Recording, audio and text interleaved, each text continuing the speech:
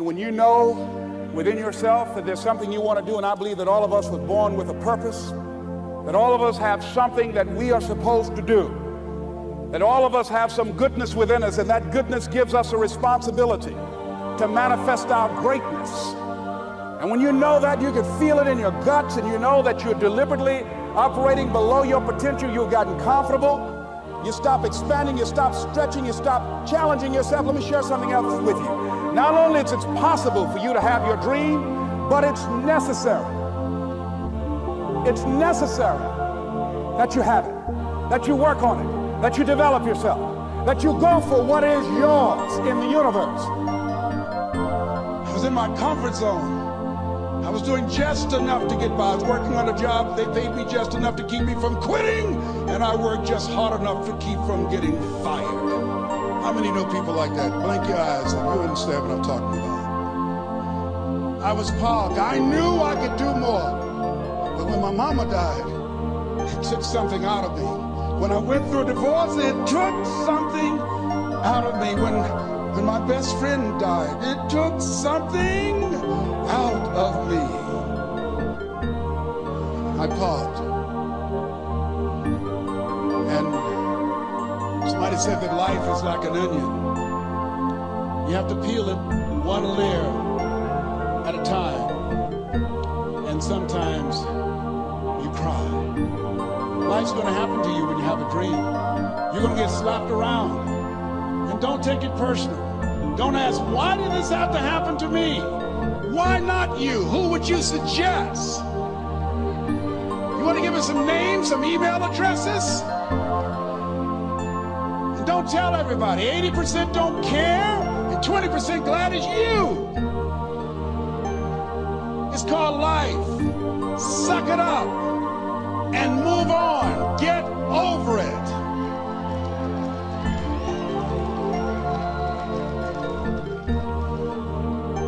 It happens to everybody. Here's the other thing, is you look at your goals and look at your dreams. When you're going through some stuff, repeat out to me, please. When things go wrong, don't go with them. Yes, write that down. When things go wrong, don't go with them. When you're working on a business deal, you're counting on some money. Someone said you will get the loan, and it falls through. You have an event, and the people that you thought would be there and support you, they don't come through. Or someone turns against you, or you get ripped off. It's going to happen to you. Happened to me. Someone stole all my products, my database, over 180,000 names and addresses. It's not personal. It's going to happen to everybody. It does. 8 out of 10 millionaires have been financially bankrupt. Walt Disney had 7. He filed bankruptcy 7 times and had 2 nervous breakdowns. It's called life. But I got a saying, when life knocks you down, try and land on your back, because if you can look up, you can get up. You've got the power in you to do that. You've got something special. You've got comeback power. Here's the other thing. Let us say together, it's possible. It's necessary. It's me. Yes, write that down. It's me. Take ownership for your life. Nobody can live your dream for you but you. Nobody's going to take care of your business like you. Stop coming up with excuses. Don't give yourself permission to continue to live a small life. You can't fit a big dream into a small life. Give yourself permission to go for it, to test yourself, to challenge yourself, to live full. Like the saying, always strive to get on top in life, because it's the bottom that's overcrowded. The reason you're here is because there's something in you that says, I can do more. This just can't be it. There's something in you. There's a calling on your life. There's something in your heart that caused you to get dressed and spend the money to go to seminar after seminar and listen to message after message and speaker after speaker. Because there's something in you that tells you this is not it for you. You have not peaked here. There's more in you that you are expressing. Eye is not seen, ear is not heard, nor is entered the heart of mankind what's in store for you if you challenge yourself, if you persist and persevere. If you take ownership for your life.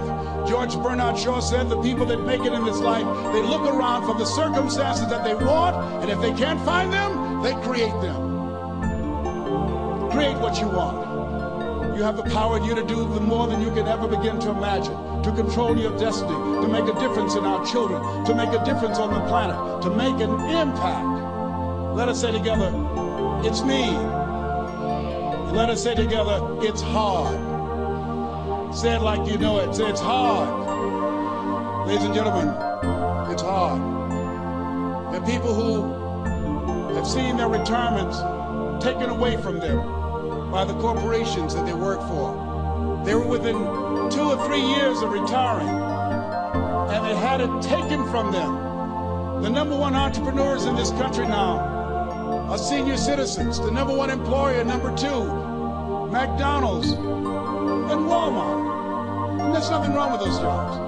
I guarantee you those people did not have a plan to end up living their lives at the end of life with those types of jobs. And they didn't have a plan like you have, and while you're investing in yourself, not to.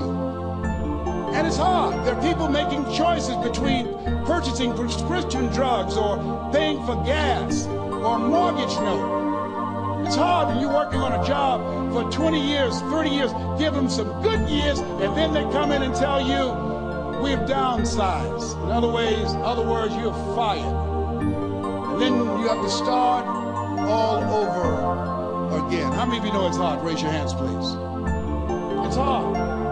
And it's not fair. One of the things I like about T. Harv is he talks about work and investing in yourself. It's not fair when people are going up against that kind of stuff to tell them just think positive and be enthusiastic and everything will work out all right. Ain't that kind of party. It's hard. Life will put some knots on your head. I bought my first home from my mother. I was rushing, didn't know what I was doing, and I bought a home that had a lien against it. And they called me, Mr. Brown, yes, there's a lien against your property. We need $55,000 if you're going to stay there. Wait a minute, sir. I just bought this home. The guy told me there were no liens against it.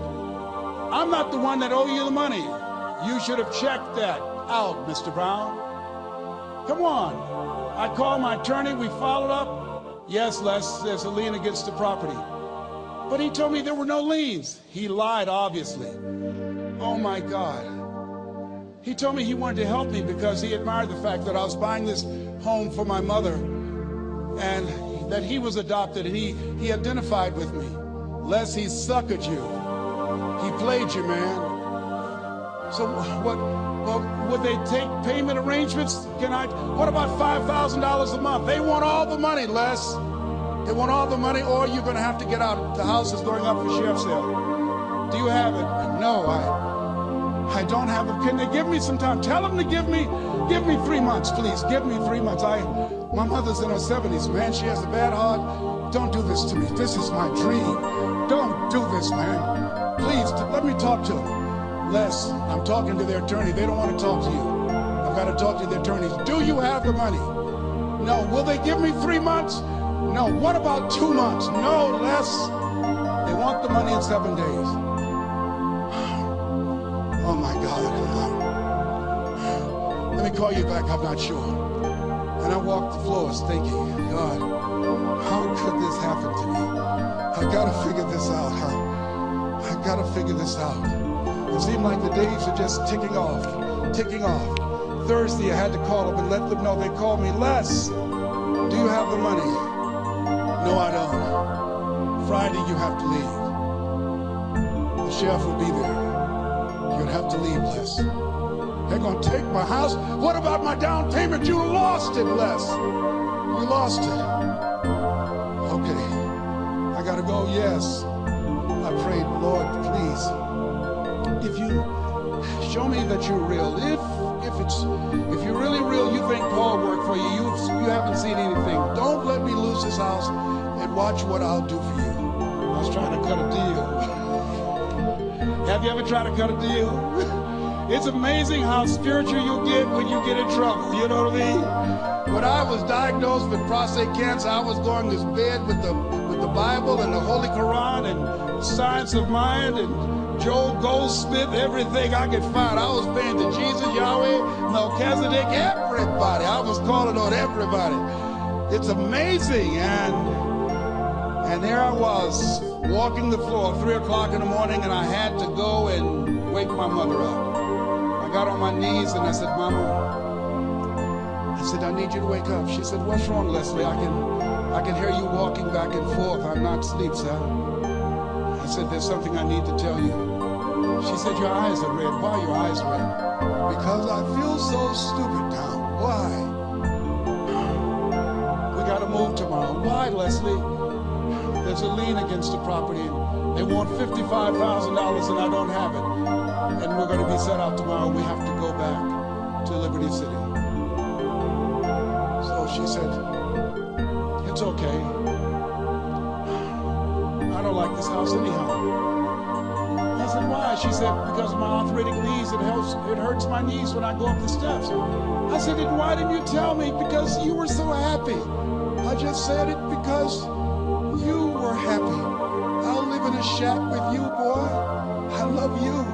It's not the house. I love you. I love all my children. I said, thank you, Mama. Thank you. And the next day when we were in the truck going back to Liberty City, and we pulled down 68th Terrace, the neighbors came out and said, whoa, Mamie, y'all coming back? Are you back? Yes. What happened to the home your boy bought for you? Those boys you adopted. Leslie didn't do a title search. He made a mistake. And boy, I was so humiliated. How many ever made a mistake that you were just humiliated? Raise your hands. I was devastated. I was taking the furniture off the truck, and my mother came and I was crying. And she said, boy, I said, yes, ma'am. She said, hold your head up. I said, Mama, I can't. She said, hold your head up. I said, why? Look what I've done. She said, it's okay. It's okay. You are going to make a lot of mistakes in life, young man. You're going to fail your way to success. You have nothing to be ashamed of. Keep your head up and take that furniture back in the house. I said, yes, ma'am. And I learned something from that. If you ever go through something, hold your head up. If you ever make a mistake, hold your head up. If you ever do something and everything goes wrong, life catch you on the blind side, hold your head up. It's not over. Goethe said, that which does not kill you will make you stronger. Hold your head up. Shake someone's hand on your right and left and say, hold your head up.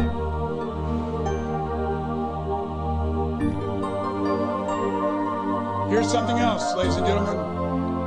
Repeat after me, please. You gotta be hungry. Everybody together, you gotta be hungry. I'll never forget Mr. Washington said, Mr. Brown, yes, sir. What do you want to do with your life, young man? I said, sir, I want to be a disc jockey. He said, Mr. Brown? I said, yes, sir. He said, you got to be hungry. I said, what do you mean by that? He said, people that are hungry are willing to do the things today others won't do in order to have the things tomorrow others won't have. People that are hungry are willing to invest in themselves. People that are hungry will go to seminars and workshops. People that are hungry are always searching, always seeking higher ground. So how do you want to make it? I said, I want to be a disc jockey. He says, good. Here's what to do. He said, I want you to read 10 to 15 pages of something positive every day. He said, you don't get in life what you want, you get in life what you are. You must program yourself to success. He said, I want you to listen to Earl Nightingale and Zig Ziglar. Listen, faith comes by hearing and hearing and hearing. He said, I want you to change your relationships. And I don't want you to ever lose your hunger. I said, what do you mean by that? He said, people that are hungry are unstoppable. People that are hungry are no matter what people. They make it happen no matter what. He said, I want you to listen to Paul Harvey. Who is he? He's the world's greatest communicator. Success leaves clues, young man. Always listen and follow people who are doing what it is you want to do at the level you want to do it, and learn from them. I told T-Hop when we were standing by the stage, I said, hey man, I want to work more with you. I want you to coach me. I want to learn from you. See, I found you're never too old to learn, and you're never too young to teach. Always have a thirst for learning. So I listened to Paul Harvey every day on the radio. While in school, I would go out and listen in his car. He gave me his keys. I was working to develop myself. And I continued to listen to motivational messages, and he would take me to see the late Dr. Norman Vincent Peale, who wrote the book, The Power of Positive Thinking. I toured with him before he passed. You have something special. You have greatness within you. Don't allow your circumstances to determine who you are. Don't allow your negative thoughts to hold you back. You have something special. You can do more than you can ever begin to imagine.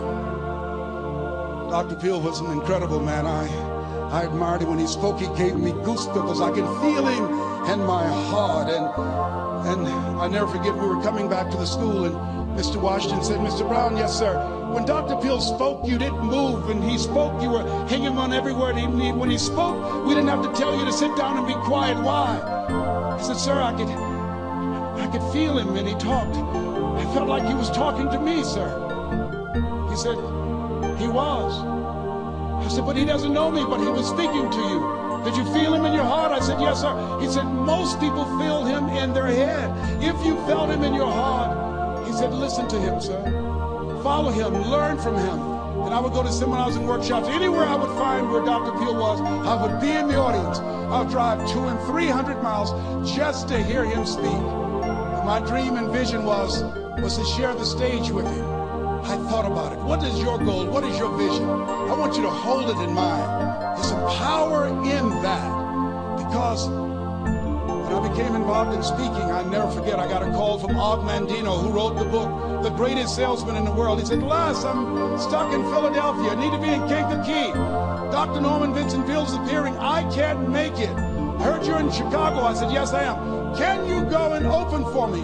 I said, yes, man. Oh, my God. Dr. Peale, I said, yes, I'd love to do it. And I went there and I came. I said, hi, I'm Les Brown. He said, you're not the band renowned? I said, no, I'm Mrs. Mamie Brown's baby boy. I'm here to speak. He said, come backstage. And his wife, Martha, was there. And she said, Papa, Les Brown is here, the speaker. And he said, Les Brown? Les Brown shoot for the moon? Because even if you miss, you'll land among the stars? I said, sir, that's my quote. I wrote you when I was in the 11th grade. I was a part of a special education class project. That's my quote. He said, I know. I end all my speeches with that quote. And Dr. Peale had a great sense of humor. The young man was backstage, and I had so many questions to ask him, and my mind froze up, and the young guy said, Dr. Peale, how old are you? And he was up in age. He said, Sonny, I'm 92. The young man looked at him and said, I don't know if I want to live to get 92. He said, that's because you've never been 91. So I did the things that Mr. Washington suggested. I listened to motivational tapes on a regular basis. I would go to seminars and workshops whenever Zig Ziglar and Dr. Dennis Waitley and Jim Rohn would come to town. And I said, sir, what do you want me to do now? He said, Mr. Brown, I've given you everything that I can give you. He said, develop your mind, put your money where your mouth is, continue to learn how to be an effective communicator, because once you open your mouth, you tell the world who you are. And always surround yourself with OQP, only quality people. So I went to apply for a job on Miami Beach, WMBM radio station. Milton Butterball Smith was the program director. Hello, Mr. Butterball. How are you, sir? My name is Les Brown, sir. I'd like to be a disc jockey. He said, young man, you have any journalism in your background? I said, no, sir, I don't. You have any experience in broadcasting? I said, no, sir, but I practice all the time, sir. Let me audition for you, sir. Let me show you how good I am. All I need is a shot, sir. He says, no, we don't have any job for you. How many ever been rejected? Raise your hands, please. I was devastated. I went back and I told Mr. Washington, I said, Mr. Washington, they said no. He said, don't take it personally. Most people are so negative, they have to say no 7 times before they say yes. He said, you gotta be hungry. Know your vitamin. Go back again. I said, yes, sir. Hello, Mr. Butterball. How are you, sir? My name is Les Brown, sir. I like to be a disc jockey. Young man, weren't you here yesterday? Yes, sir, I was. Didn't I tell you no yesterday? Yes, sir, you did. Then why are you back today? Well, sir, I didn't know whether or not somebody was laid off or somebody was fired, sir. Nobody was laid off or fired. Now, get on out of here. I came back the next day. Hello, Mr. Butterball. How are you, sir? My name is Les Brown, sir. I like to be a disc jockey. I know what your name is. Weren't you here the last 2 days? Yes, sir, I was. Didn't I tell you no the last 2 days? Yes, sir, you did. Why are you back? Well, sir, I didn't know whether or not someone got sick or someone died, sir. No one got sick or died. No one was laid off or fired. Now, don't you come back here again. I came back the next day talking loud, looking happy like I was seeing him for the first time. I said, hello, Mr. Butterball, how are you? He looked at me with rage. He says, go get me some coffee. I said, yes, sir. My favorite book says, the greatest among you will be your servant. How many of you are serious about your goals and dreams? Raise your hands. Very good. Write this down. Provide more service than you get paid for. Provide more service than you get paid for. I go to a lot of seminars and workshops. And one of the things I know about T. Harv Eckert, when I was sitting in the class with Robert Ruppel and all of the other presenters, they hold themselves to high standards and they provide more information than anybody else in the industry, bar none. They hold nothing back because their commitment is for your success. And when you hold yourself to high standards, write this down, impact drives income. That's why you're here. Because the training, the seminars, been making a difference in your life. If they did not have impact, 200 or 300 people would be here, if that amount. Impact drives income. So I became the errand boy for the disc jockeys. I would go get their lunch and their dinner, and I would bring it to them in the control room, and I'd watch them working the control boards, knowing my time will come. Write this down. I expect to reach my goal. Yes, you want to operate with a spirit of expectation. I expect to reach my goal. So I started preparing for the next position. Never forget one quote that I heard. As you look at your life, you look at your goals and dreams. It's better to be prepared for an opportunity and not have one than to have an opportunity and not be prepared. If you expect to reach your goal, prepare yourself now. And so then pretty soon, the guys at the station, they begin to take a liking to me. Write this down. Build relationships. As you're aware, people deal with people that they know, like, and trust. And so they would say, Leslie, yes, sir. Come here, yes. Come outside. Who did this? Oh, your car? Yes. Who cleaned my car? I did, sir. I would wax their cars in the weekend, inside and out. How much do you charge? Oh, nothing, sir. I just wanted to help out. I was providing more service than I got paid for. I was building relationships. I said, whoa, look here. Donna Ross and the Supremes are coming to town. The Four Tops and the Temptations. Here are my car keys. Pick them up for me. Take them to the Fontainebleau Hotel on Miami Beach. I said, yes, sir. I would drive them all over Miami Beach in their big, long Cadillacs. I didn't have any driver's license, but I was driving like I had some. Then one day, it was a Saturday afternoon. A disc jockey by the name of Rockin' Roger was drinking while he was on the air. It was a Saturday afternoon, and I was the only one there. Rockin' Roger got so drunk, he could not complete the show. He started slurring his words. He's about to fall off the chair. And there I was, looking at him through the control room window, walking back and forth, young, ready, and hungry. I was saying, drink, Rock, drink. Drink, Rock. I'd go and get him some more if he'd asked me to. Then pretty soon the phone rang. It was the general manager, and I answered the phone. I said, hello? He said, young boy, this is Mr. Klein. I said, I know. He said, Rock can't finish his program. I said, I know. He said, would you call one of the other DJs in? I said, yes, sir. I said to myself, he must think I'm crazy. I called my mom and my girlfriend, Cassandra, said, y'all come out on the front porch and turn up the radio. I'm about to come on the air.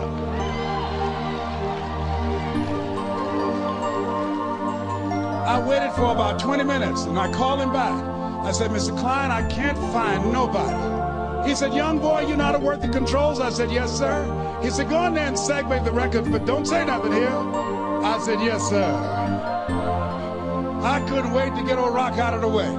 I put on a fast record. I said, look out, this is me, LB Triple P. Les Brown, your platter playing papa. There were none before me, and there will be none after me. Therefore, that makes me the one and only.